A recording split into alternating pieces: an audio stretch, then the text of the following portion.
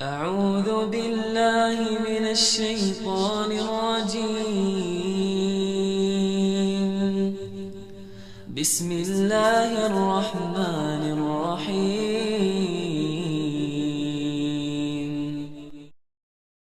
Assalamualaikum warahmatullahi wabarakatuh. Bismillah, walhamdulillah, thumma salatu wassalamu ala rasulillah, habibina wa qudwatina Muhammad ibn Abdillah, wa ala alihi wa ashabihi wa mawalah, wa man tabi'alah ila yaumil qiyamah. Satu pertanyaan yang akan kita cari tahu jawabannya kali ini tentang kematian.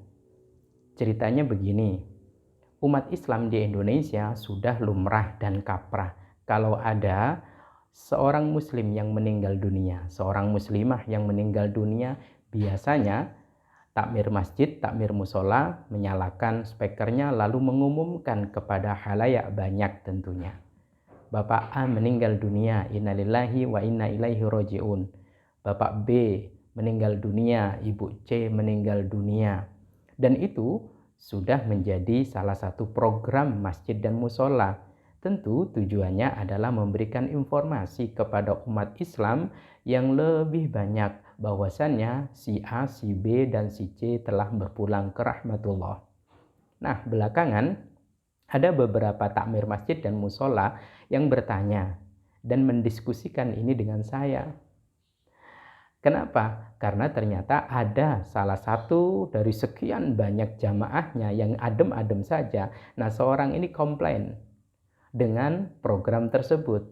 Katanya mengumumkan orang yang meninggal dunia itu dilarang. Kalau dilarang berarti haram hukumnya. Saya bertanya, kok bisa begitu? Iya ya Ustadz, dia juga mengatakan kata Ustadz A, saya sebut ya, karena nonton di YouTube, katanya Ustadz A di YouTube itu mengatakan begini. Siapa? Salah satu yang mengatakan ini adalah Ustadz Yazid Jawas kalau tidak salah begitu. Dan juga di pengajian-pengajian mereka juga mengatakan demikian. Nabi Shallallahu Alaihi Wasallam melarang mengumumkan orang yang meninggal dunia. Nah, penting untuk kita pahami bersama-sama. Ketika saya diskusikan hal ini dengan beberapa teman-teman sesama mubalik, nah di antara teman saya ada yang mengatakan, wah ini gagal paham. Bahkan ada teman saya yang lebih vulgar menyebutnya, ini bukan lagi gagal paham, tapi ini adalah cacat paham gitu. Kenapa? Mengumumkan kematian kok dilarang, malah diharamkan. Padahal di Indonesia khususnya, tidak terkecuali tentunya di lingkungan kita, biasa itu mengumumkan. Lebih-lebih saat ini. Bukan hanya melalui pengeras suara di masjid musola, tapi begitu hiruk pikuk di media sosial. Di grup-grup WA, seliweran. Innalillahi Bapak A meninggal dunia. Innalillahi Ibu C meninggal dunia. Lah haram kabeh lah. Nah, mari kita cermati bersama-sama. Apa iya Nabi Shallallahu Alaihi Wasallam melarang? Kalau melarang berarti Nabi tidak melakukan. Karena kalau Nabi Shallallahu Alaihi Wasallam melarang melakukan apa yang dilarang, itu namanya Nabi khianat. Dan Nabi khianat itu tidak masuk akal, mustahil. Mustahil. Karena Nabi Shallallahu Alaihi Wasallam full 100%, mungkin 1000%, 1.000.000% beliau amanah. Nah, mari kita simak bersama-sama di dalam kitab Bulughul Maram. Saya ulangi, di dalam kitab Bulughul Maram cetakan Darul Fikr nomor urut hadis 580. Nomor urut hadis 580. Wa an Abi Hurairah radhiyallahu anhu, dari sahabat Abu Hurairah, semoga Allah Subhanahu wa taala meridhoinya. Amin. Ia berkata, anan nabiyya sallallahu alaihi wasallam, perhatikan, sesungguhnya Nabi sallallahu alaihi wasallam na'an najasyiyah. Nabi sallallahu alaihi wasallam itu mengumumkan meninggalnya Raja Najasyi. Raja Najasyi itu meninggal di bulan Rajab tahun ke-9 Hijriah. Itu adalah Raja Habasyah. Beliau sudah memeluk agama Allah Subhanahu wa taala lalu kemudian meninggal, dan yang tampil langsung mengumumkan adalah Nabi Shallallahu alaihi wasallam. Kapan? Fil yaumil ladzi mata fihi, di hari kematian, di hari meninggalnya Raja Habasyah atau Raja Najasyi tersebut. Wa kharaja bihim ilal musalla. Lalu dengan sigap Nabi Shallallahu alaihi wasallam berangkat keluar menuju tempat sholat. Nah, fasoffa bihim, kemudian beliau membentuk sof bersama para sahabat, wa kabbaru alaihi arba'an. Beliau kemudian takbir 4 rakaat. Beliau mensolatkan. Muttafaqun alaih. Hadis ini diriwayatkan oleh Imam Bukhari dan Imam Muslim. Dalam catatan lain juga disebut di dalam Musnad Imam Ahmad. Clear, Nabi sendiri yang mengumumkan kematian Raja Najasyi. Loh, kok dikatakan Nabi melarang? Ini kan kontradiktif. Nabi mengumumkan, katanya melarang. Kata siapa? Kalau mungkin Ustadz Jawas yang mengatakan ini, ya ndak level lah, jauh. Nabi mengumumkan, katanya Nabi melarang. Nah, ini yang disebut oleh teman saya tadi gagal paham, bahkan cacat paham. Saya ulangi lagi, nomor urut hadis 580. Maka penting untuk kita ketahui bersama-sama memang bahwasannya penting menggali ilmu meskipun dari YouTube. Tapi jangan berhenti di situ, cari ilmu-ilmu yang lain sebagai pembanding. Jangan sampai hanya tahu dan pemahamannya dari YouTube itu lalu kemudian seolah-olah dia membahas semua kitab. Tidak.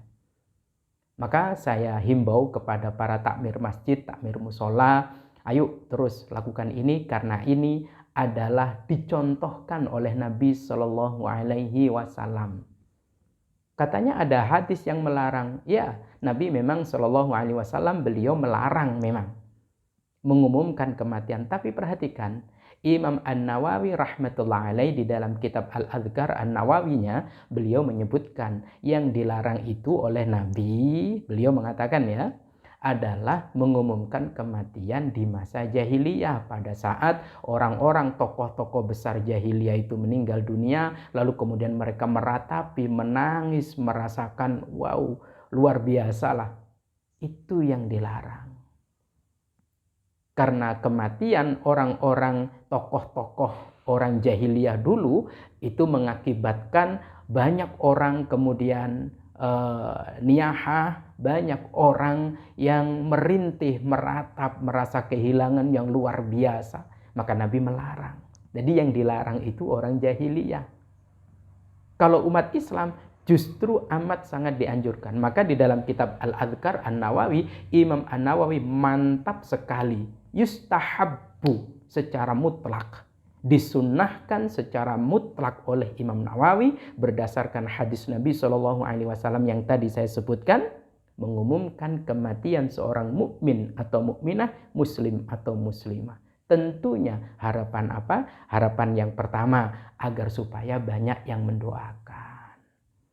Akhirnya karena dia, bapak ini tuh meninggal, Allahumma gfir lahu warhamhu wa'afihi wa'fu anhu. Yang kedua tentunya banyak yang mensolatkan. Andaikan Nabi tidak mengumumkan wafatnya atau meninggalnya Raja Najasyi, tentu para sahabat tidak mensolatkan. Karena oleh Nabi diumumkan, akhirnya Nabi Shallallahu alaihi wasallam sholat bersama para sahabat, banyak yang mensolatkan.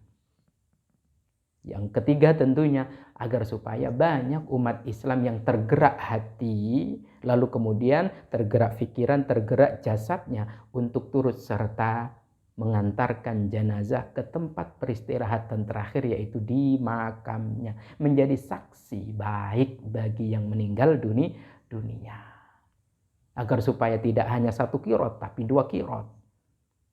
Tentunya bagi kaum wanita supaya juga bertakziah, bagi kaum laki-laki tentunya juga bertakziah, tasliyah, menghadirkan hal-hal yang istimewa dan membahagiakan untuk mereda rasa keterhilangannya, untuk mengurangi kesedihannya, dihibur dengan kalimat-kalimat yang baik, sabar, tabah, dan seterusnya.